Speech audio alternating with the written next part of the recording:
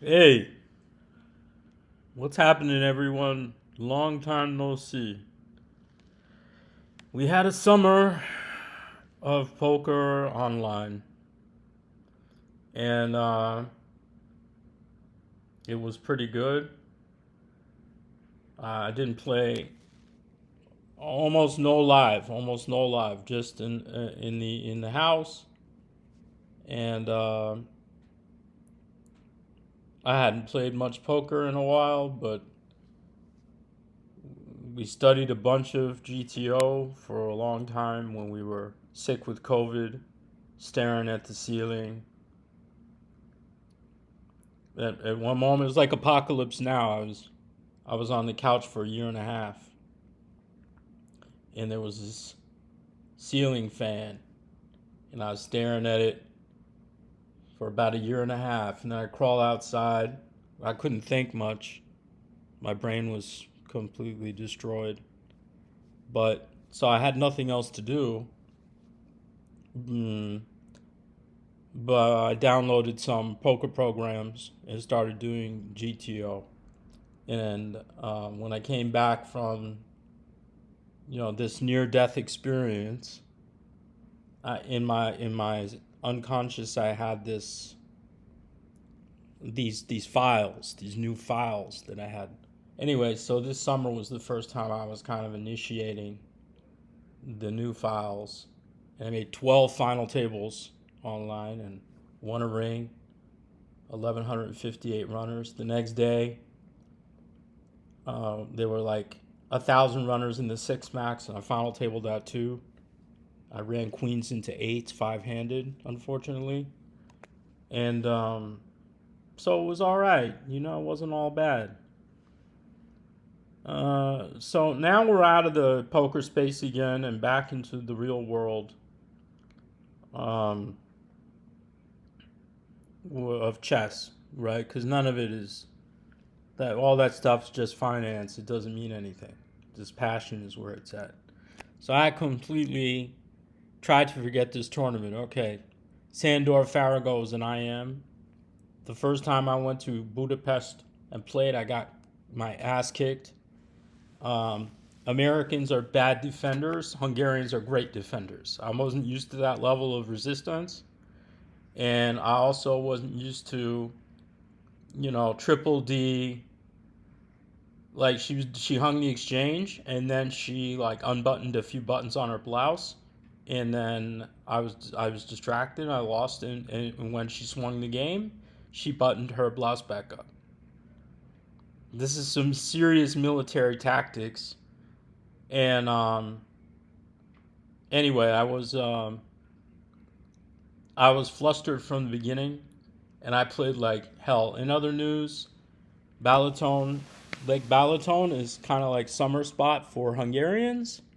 They leave Budapest and they go to this lake. There are bats, and their bat kind of almost flew in my room. And they have purple sunsets and a bunch of bats flying around.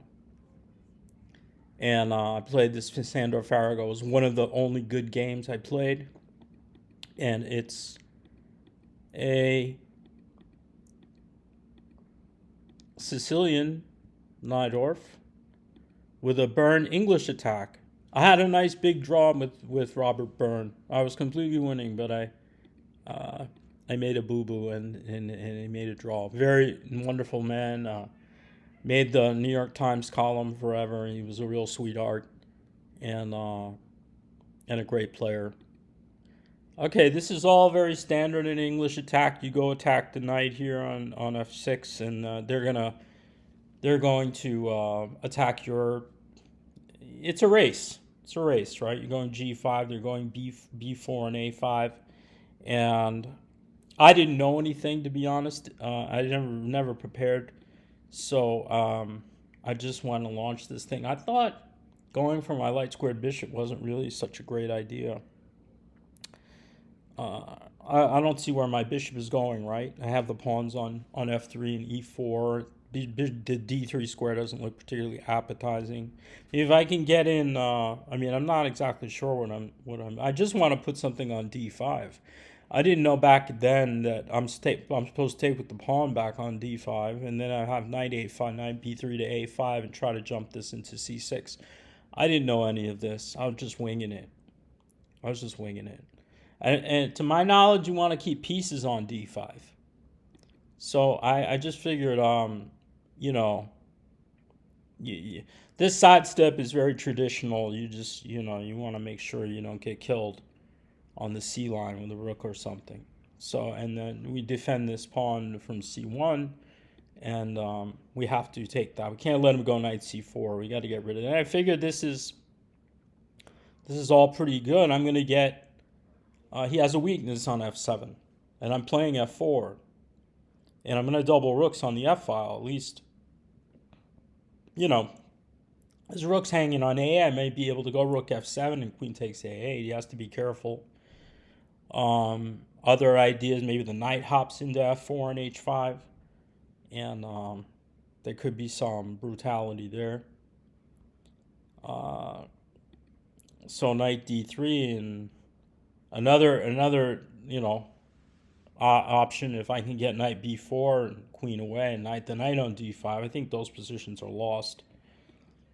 So he stops that, of course. He's no dummy. Rook takes f4 and double trouble here, and he has to defend it. I mean, off the top of my head, h5 looks like a good move to try to go g6, right? I mean, he has counterplay. I'm just curious about the eval here. E5 I think is what I played. It is number one. Yeah, I did play e5. Okay, we're not going to go bananas on the computer here. Takes, and well, this is kind of clever. I haven't looked at these in centuries. So, yeah, this is nice. I get rid of one of his key pawns. That's why e5 was strong. And now, okay, I think I'm just winning, right? I mean,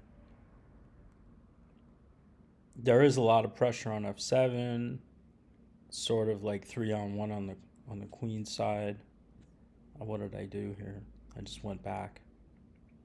I don't know if that's best, but it certainly looks appealing to make this endgame. I mean, he has this weakness on a3. I should be able to collect it, right? Okay, hit my rook. And then here, now that I'm older, I probably wouldn't take this on f6 so quickly. I might try to play knight a5, knight c4 first or something, and just leave the weakness. But it's too tempting to grab it. I'm not sure what's number one here. Rook d3, bishop c5, rook d5, bishop e3, knight d4. Bishop d4, rook d4, and make. So yeah, to not grab is better, right? Just intuitively, you learn over time. You better make some solid moves. But it sure is tempting to take the thing, right, and just go up a couple of units. It's not so clear. Where are we in move 34?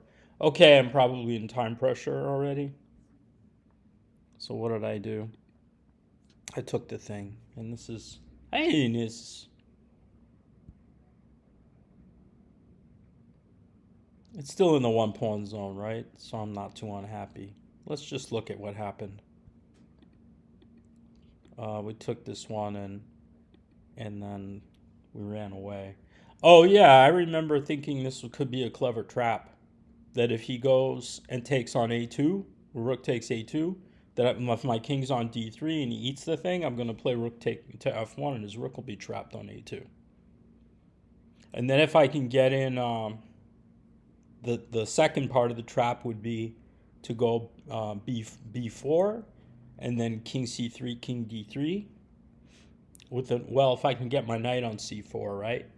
Knight on c4 with king on b3, and the rook will be trapped on a2. You have to fantasize about these things. So we went for it. And we did, eventually we got it in. h5 is very good. Now here he has to play bishop g7. H5 was excellent because he locks down the pawn on H4. If he finds bishop G7, I might not be able to win this game because I'll have to go to D3. And I think he gets to trade the rook on A1. And even though he loses the pawn on A3, he does get bishop F6 in the end. And he nails the H4 pawn. And that's going to be two against one. I'm not sure that's winning. Might not be winning, folks. Pretty annoying. I'm not sure.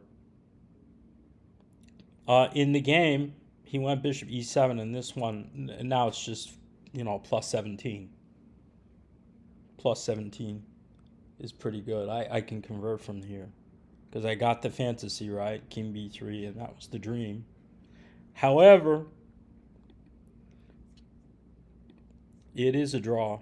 I think this is a draw. Let's just look at it. We'll go to analysis. You understand that you kind of screwed it up, right? And that was it. And that was the game. That's all she wrote. However, we do want to look at this one, which I thought it was draw. Rook A1, bishop A1. Maybe he was worried about C3 here, but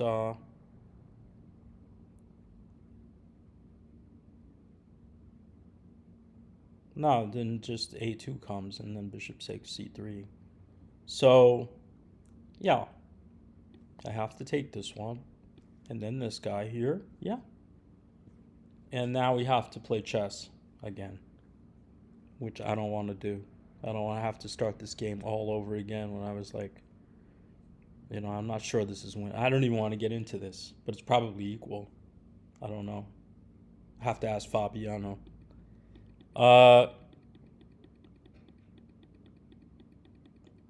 Like from here, and I'm probably +2 if the thing runs forever. And then to get to equal, it's very professional. Chess is hard. Chess is hard. So at least this was a reasonable game. Was there anything I could do better here? Sort of was always in between 1 and 2. So yeah, overall I thought it was kind of a nice game with a very spicy trick in the end. I would say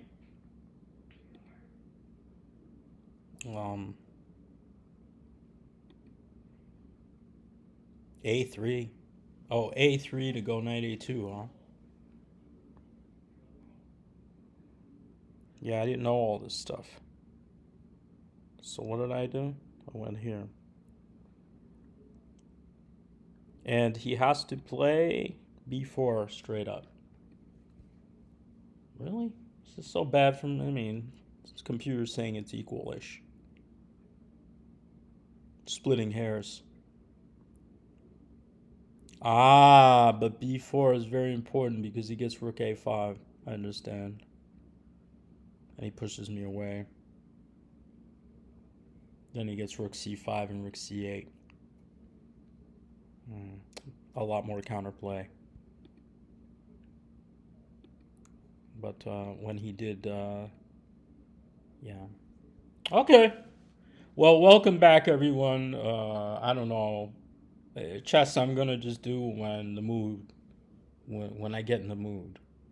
And because I hadn't looked at chess in a while, hello again. I hope everyone had a good summer. Check you later.